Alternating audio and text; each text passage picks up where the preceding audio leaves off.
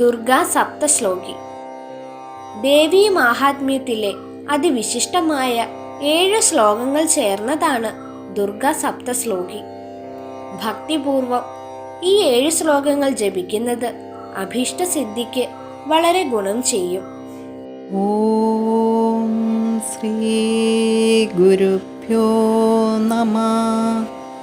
ഓം ശ്രീ ഗണേശായ നമഃ. ശ്രീ ദുർഗ സപ്തശ്ലോകി. ഓം